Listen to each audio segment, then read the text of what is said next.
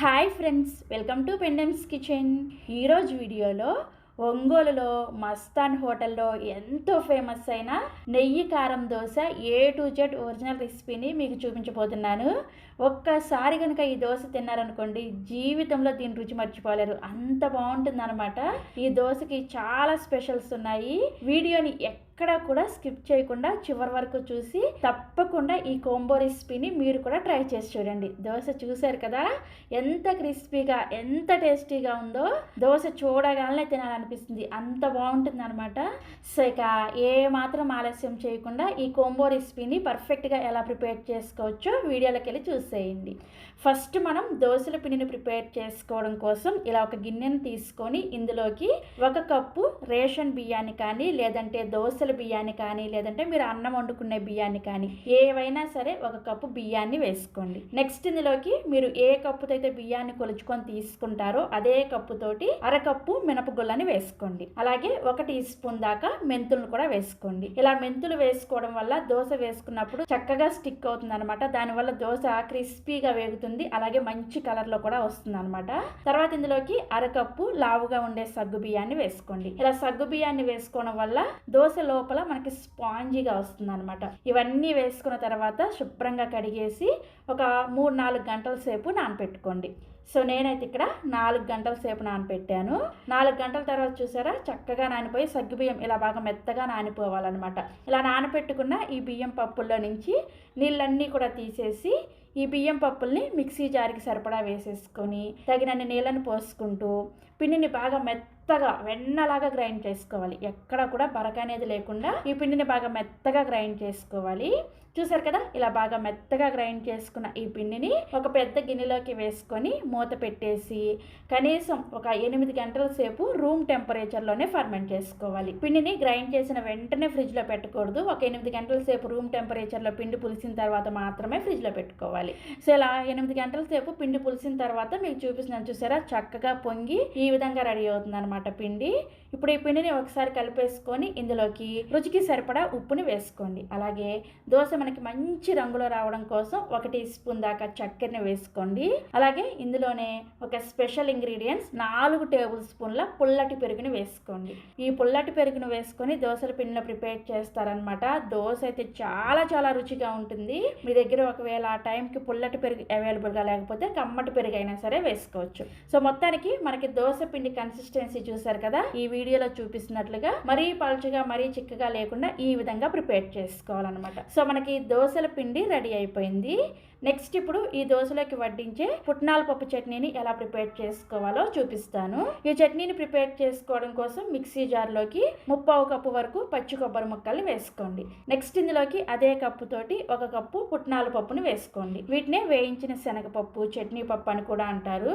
తర్వాత ఇందులోకి మీరు తినే కారానికి తగ్గట్టుగా 5-6 వరకు పచ్చిమిర్చిని వేసుకోండి. మీ దగ్గర ఉంటే ఒక పండు మిర్చిని కూడా వేసుకోండి, చాలా చాలా రుచిగా వస్తుంది చట్నీ. తర్వాత ఇందులోకి కొద్దిగా చింతపండుని వేసుకోండి. అలాగే 3-4 వరకు పొట్టు తీసేసిన వెల్లుల్లి రెబ్బల్ని, 1/2 ఇంచు వరకు పొట్టు తీసేసిన అల్లం ముక్కని, రుచికి సరిపడా ఉప్పుని, అలాగే చట్నీని గ్రైండ్ చేసుకోవడానికి అవసరమైన నీళ్ళను వేసుకొని చట్నీని కొంచెం బరకగా గ్రైండ్ చేసుకోండి. చూసారా, చట్నీని ఇలా గ్రైండ్ చేసుకున్న తర్వాత ఇప్పుడు ఇందులోకి ఒక గుప్పెడు కొత్తిమీరని కాడలతో సహా వేసేసుకొని మళ్ళీ తగినన్ని నీళ్ళని పోసుకొని చట్నీని ఈ విధంగా గ్రైండ్ చేసుకోవాలి. ఇలా గ్రైండ్ చేసుకున్న ఈ చట్నీని ఒక గిన్నెలోకి తీసుకొని మీరు రెగ్యులర్గా చట్నీకి తాలింపు ఎలా అయితే వేసుకుంటారో అదే విధంగా తాలింపు వేసేసుకొని కలుపుకోండి. ఏం లేదు, తాలింపు గిన్నెలో కొద్దిగా నూనె, ఆవాలు, జీలకర్ర, మినపప్పు, పచ్చిశనగపప్పు, ఒక ఎండుమిర్చి, కొద్దిగా కరివేపాకు ఇవన్నీ వేసేసుకొని తాలింపుని చక్కగా వేయించేసుకొని ఈ చట్నీలో వేసుకొని కలుపుకోండి. అంతే, చాలా చాలా రుచిగా ఉంటుంది ఈ చట్నీ. మీరు ఈ చట్నీని చాలా ఈజీగా ప్రిపేర్ చేసుకోవచ్చు. ఏ బ్రేక్ఫాస్ట్ లోకైనా సరే సర్వ్ చేసుకోవచ్చు.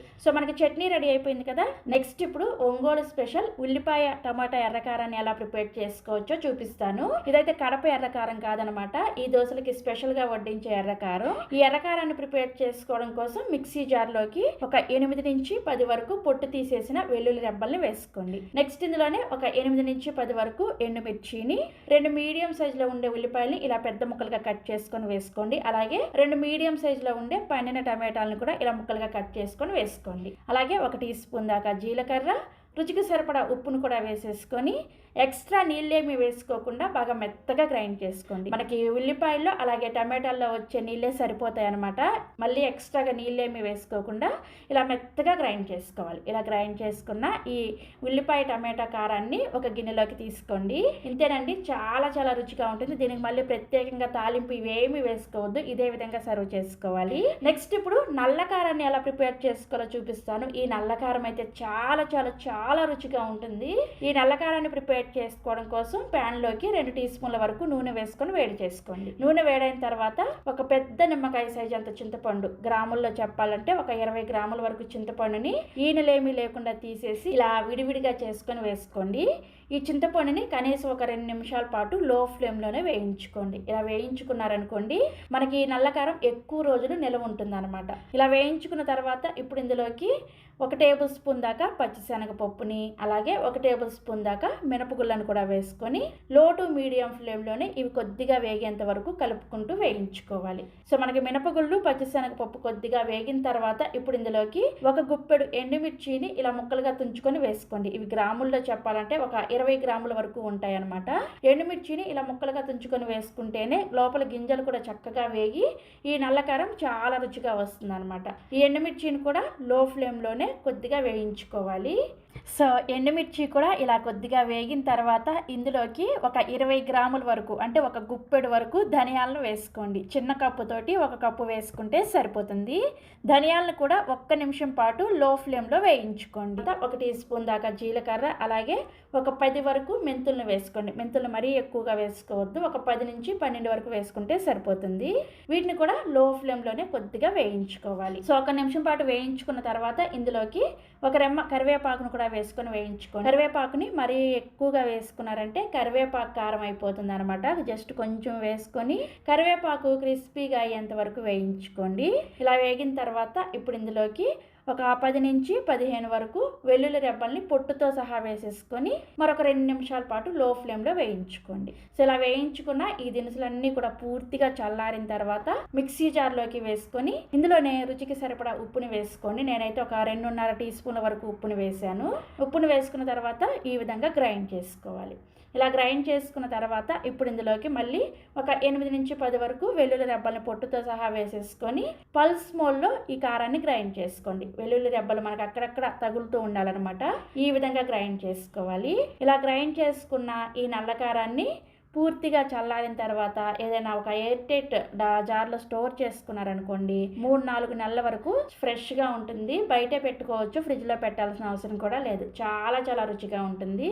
మీరు ఇలా ప్రిపేర్ చేసుకున్న నల్లకారాన్ని వేడి వేడి అన్నంలో కానీ లేదంటే ఇడ్లీతో కానీ దోశతో కానీ సర్వ్ చేసుకోండి. చాలా చాలా రుచిగా ఉంటుంది. నెక్స్ట్ ఇప్పుడు దోశ పైన వేసుకోవడం కోసం ఎండు కొబ్బరిని అలాగే జీడిపప్పుని వేయించుకోవాలి. దానికోసం ఒక చిన్న ప్యాన్ పెట్టుకొని ఇందులోకి 1 టేబుల్ స్పూన్ దాకా నెయ్యి వేసుకొని వేడి చేసుకోండి. నెయ్యి వేడైన తర్వాత 2 టేబుల్ స్పూన్ల ఎండు కొబ్బరి ముక్కల్ని వేసుకోండి. అలాగే 2 టేబుల్ స్పూన్ల దాకా జీడిపప్పులను కూడా వేసుకొని వేయించుకోండి. చూసారా, ఈ విధంగా వేగిన తర్వాత ఈ ప్యాన్ని పక్కన పెట్టేసుకోండి. నెక్స్ట్ ఇప్పుడు దోశ వేసుకోవడం కోసం దోశల పెనాన్ని హై ఫ్లేమ్లో బాగా వేడి చేసుకోండి. పెనం బాగా వేడైన తర్వాత ఈ విధంగా కొద్దిగా నీళ్ళని చిలకరించుకొని పెనాన్ని క్లీన్ చేసుకున్న తర్వాత మంటని లో ఫ్లేమ్లోకి పెట్టుకొని కొంచెం చిన్నగా అలాగే మందంగా ఉండే దోశని వేసుకోండి. ఈ దోశ సైజ్ అయితే కొంచెం చిన్నగా ఉంటుందన్నమాట. ఇలా దోశ వేసుకున్న తర్వాత చూసారా, దోశ పైన చక్కగా ఈ విధంగా హోల్స్ వచ్చాయనుకోండి దోశ మనకి చాలా స్పాంజీగా వస్తుంది. అంటే పై లేయర్ క్రిస్పీగా ఉంటుంది, లోపలేమో స్పాంజీగా ఉంటుంది అనమాట. దోశ పైన పిండి తడారిపోయిన తర్వాత మనం ప్రిపేర్ చేసిన నల్ల కారాన్ని వేసుకోండి. దోశ మధ్యలో మాత్రమే వేసుకోండి. అలాగే మనం వేయించుకున్న ఎండు కొబ్బరి జీడిపప్పుని నెయ్యితో సహా వేసుకోండి. ఇలా నెయ్యితో సహా వేసేసుకొని ఈ దోశని మంచి రంగు వచ్చేంత వరకు లో టు మీడియం ఫ్లేమ్లోనే కాల్చుకోవాలి. చూసారా, దోశ మంచి కలర్లో ఎంత క్రిస్పీగా వచ్చిందో. ఇలా దోశని కాల్చుకొని సర్వింగ్ ప్లేట్లోకి తీసుకొని నెక్స్ట్ ఇదే విధంగా దోశల పెనం మీద నీళ్ళని చిలకరించుకొని పెనాన్ని క్లీన్ చేసుకొని ఆ తర్వాత మీకు ఎన్ని దోశలు కావాలంటే అన్ని దోశలు వేసుకోండి. చాలా చాలా పర్ఫెక్ట్గా వస్తాయి. ఇలా కావాల్సిన దోశలు వేసుకున్న తర్వాత ఈ దోశని మనం ప్రిపేర్ చేసిన ఈ నల్ల కారంతో అలాగే పుట్నాల పప్పు చట్నీతో ఈ టమోటా ఉల్లిపాయ కారంతో సర్వ్ చేసుకోండి. అలాగే దీంతో పాటుగా నిమ్మకాయ బద్దలు కూడా ఇస్తారనమాట. ఈ నిమ్మకాయని కూడా ఈ ఎర్రకారంలో పిండేసుకొని దోశ మీద కూడా వేసుకుంటారు నిమ్మకాయ రసాన్ని. అలాగే ఈ దోశ పైన ధారాళంగా నెయ్యి వేసుకొని ఒక్కసారి తిని చూడండి. ఖచ్చితంగా మీకైతే ఈ దోశ ఫేవరెట్ అయిపోతుంది. చాలా చాలా చాలా రుచిగా ఉంటుంది.